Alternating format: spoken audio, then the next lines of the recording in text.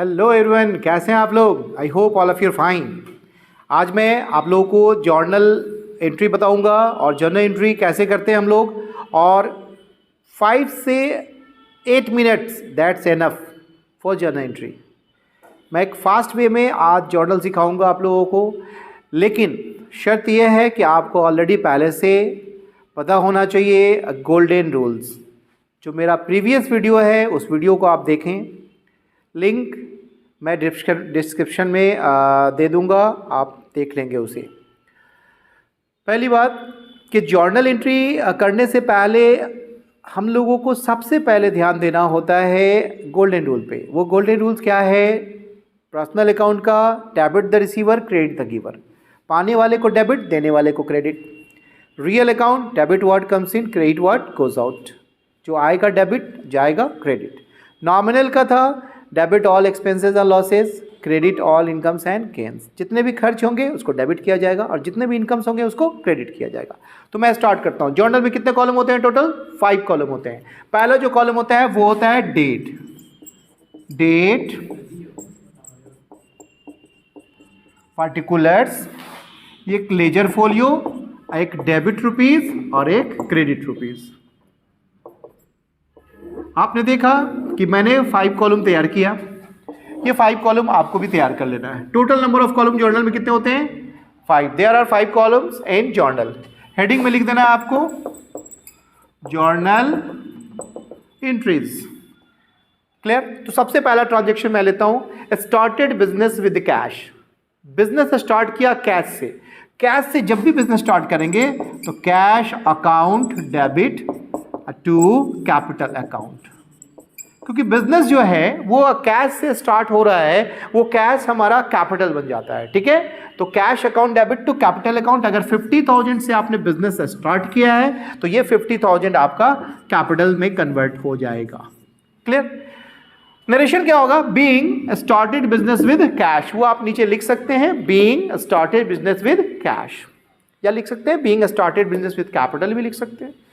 दूसरा, अगर आपने गुड्स परचेज किया, purchase goods from Ram, purchase goods from Shyam, कोई भी नेम हो सकता है, किसी से भी गुड्स परचेज कर रहे हैं जो सप्लायर है, तो परचेज अकाउंट डेबिट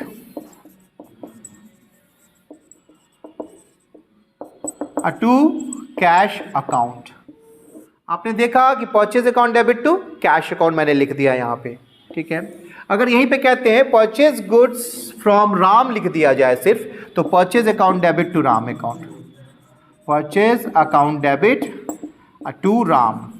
अब कहेंगे कि purchase account debit to cash, ये कैश ट्रांजेक्शन इसलिए कैश लिखा गया, और परचेज गुड्स फ्रॉम राम ये क्रेडिट ट्रांजेक्शन है। तो सर पहचानेंगे कैसे? तो purchase good from Ram for cash, that is cash transaction. Ram से नगद में गुड्स खरीदा। अब purchase good from Ram, cash का कोई जिक्र नहीं है, तो ये क्रेडिट ट्रांजेक्शन हो गया। सपोज 20,000 का आपने परचेज किया, इसमें आपने 10,000 का परचेज किया, तो यहां पे मैंने 10,000 लिख दिया। फिर अगर आपसे कहे कि राम को गुड्स सेल किया फॉर कैश, राम को अगर गुड्स मैंने सेल किया फॉर कैश, तो आपके पास क्या आएगा? कैश अकाउंट डेबिट टू, आपने सेल किया इसलिए क्या लिखेंगे? सेल्स। क्योंकि गुड्स जब भी परचेस करेंगे तो परचेस, मशीन परचेस करेंगे तो मशीन, ठीक है, क्योंकि जिसका डीलिंग करते हैं उसको परचेज लिखते हैं। ठीक है, वो हमारे लिए गुड्स हो जाता है। सेल करेंगे cash account debit to goods जा रहा है, तो गुड्स की जगह पे यहां पे सेल लिखना है। अगर आपने इसको 40,000 में सेल किया तो यहां पे 40,000 आपको लिखना होगा। तो ये कॉलम है, इस तरह से आपको जर्नल एंट्री करना है। ठीक है, तो मैं आपको ट्रांजेक्शन का एग्जांपल में बताता हूं, उसे आप लोग देखेंगे एक एक करके। सबसे पहले आपको जानना है कि राम से अगर कैश रिसीव होता है तो cash account debit to Ram. Ram को अगर आप कैश पे करते हैं तो Ram account debit to cash account. तो मैं कुछ एग्जांपल आपको बताऊंगा जिससे जर्नल एंट्री और आसान हो जाएगा। सबसे पहले paid cash to Ram, Ram account debit to cash account.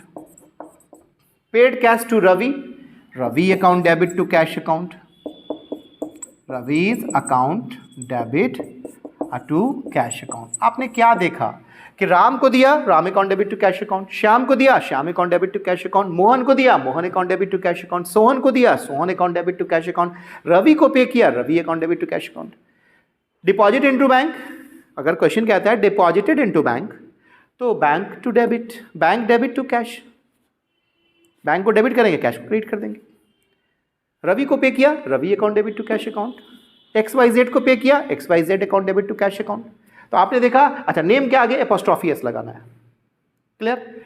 अगर यहीं पे मैं कह दूं received cash from Ram, Ram से अगर कैश मिला तब एंट्री क्या होगा, cash account debit to Ram's account, क्योंकि राम्स यहां पे गिवर है, cash account debit to Ram account. Received cash from Ravi, cash account debit to Ravi, इसका रिवर्स।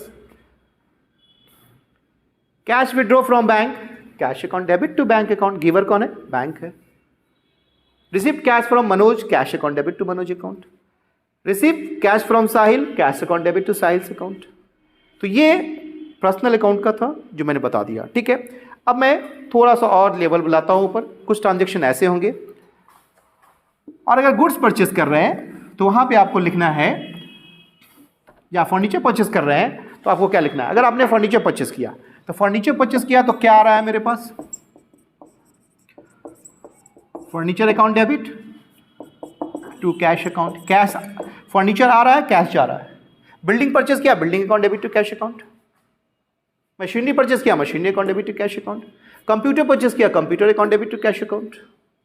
लेकिन अगर गुड्स परचेस किया तो आपको लिखना पड़ेगा purchase account debit to cash account. Sir ऐसा क्यों, जिसका हम डीलिंग कर रहे हो ना, जिसको हम सेल कर रहे हो ना, सेल जो कर रहे हैं उसको हम लोग क्या करते हैं, उसको परचेज लिखते हैं। तो purchase account debit to cash account. अगर वही परचेज गुड्स फ्रॉम राम लिखा हुआ है तो purchase account debit to Ram account. अब purchase good from Ram for cash लिखा हुआ है तो purchase account debit to cash account. ये भी आपने देख लिया। फर्नीचर परचेज किया, कंप्यूटर परचेज किया, computer account debit to cash account. अगर आपने बिल्डिंग परचेज किया, building account debit to cash account. कोई भी एसेट बिजनेस के लिए परचेस कर रहे हैं तो वो डेबिट होगा और जो जाएगा उसको क्रेडिट, क्योंकि रियल अकाउंट कहता है आने वाले को डेबिट और जाने वाले को क्रेडिट। ये भी मैंने बता दिया। नॉमिनल का क्या था, कोई भी एक्सपेंस अगर होगा तो डेबिट करेंगे। जैसे मान लीजिए सैलरी पे किया तो एक्सपेंस को हमेशा डेबिट करना है, salary account debit to cash account. Rent दिया, rent account debit to cash account. Commission pay किया, commission account debit to cash account. Discount allow किया, discount account debit to cash account. Trade expense account debit to cash account. Interest pay किया, interest account debit to cash account. Clear. यहां पे expense को हमेशा debit. अगर आपने rent pay किया, rent account debit to cash account. अगर यहां पे कहता है पेड रेंट बाय चेक तो रेंट अकाउंट डेबिट, चेक जहां होगा बैंक लिखेंगे, rent account debit to bank, क्योंकि पेमेंट बैंक के थ्रू हो रहा है, चेक के थ्रू हो रहा है। तो ये मैंने बता दिया। और भी ट्रांजेक्शन इससे रिलेटेड जिसको प्रैक्टिस करेंगे तो हो सकता है वो और इजी हो जाए। अब जैसे मैं बता दूं, कमीशन अगर पे किया, अगर आपने कमीशन पे किया तो कमीशन डेबिट करेंगे, क्योंकि एक्सपेंस हमेशा डेबिट होता है। Commission account debit to cash account. Rent pay किया, rent account debit to cash account. Interest pay किया, interest account debit to cash account. Printing stationery के लिए एक्सपेंस किया, एक्सपेंस तो printing stationery account debit to cash account. Electricity charge pay किया, electricity charge account debit to cash account. Expense anyhow आपको debit करना है to cash account. इसका reverse, अगर कमीशन रिसीव्ड हो रहा है, cash account debit to commission. अगर कमीशन रिसीव्ड हो रहा है तो cash account debit to commission account. Rent receive हो रहा है, cash account debit to rent account. Salary receive हो रहा है, cash account debit to salary, क्योंकि ये इनकम है, इनकम हमेशा क्रेडिट होता है। तो ये मैंने बता दिया। फ्यू मिनट्स में आपने जर्नल सीखा। अब कुछ स्पेशल ट्रांजैक्शंस होते हैं, उसका भी कुछ एंट्री है, वो मैं बता दूं इसी वीडियो में। कभी कभी देखेंगे कि बिजनेसमैन अपने बिजनेस से कुछ कैश विड्रॉ कर लेता है पर्सनल यूज़ के लिए। पर्सनल यूज़ के लिए अगर कैश विड्रॉ करता है तो याद रखना है उसके लिए उसको बोला जाता है drawing account debit, drawing account debit to cash account. अगर उसने कैश विड्रॉ कर लिया पर्सनल यूज़ के लिए, डोमेस्टिक यूज़ के लिए, और उसने गुड्स पर निकाल लिया, अगर विड्रॉ कर लिया बिजनेस से, तो drawing account debit to purchase account. Goods withdraw करता है तो ड्रॉइंग कब लिखेंगे? जब वो पर्सनल यूज़ के लिए विड्रॉ करता है तब। तो ये मैंने बताया जर्नल एंट्री। फिर और डिटेल में मैं नेक्स्ट वीडियो में बताऊंगा। आप मेरे चैनल को सब्सक्राइब करें, शेयर करें, बेल आइकन को प्रेस करना ना भूलें, ताकि आपको टाइम टू टाइम नोटिफिकेशन मिलता रहे। तो इस वीडियो में इतना ही काफ़ी है। Next topic in next video. Thank you.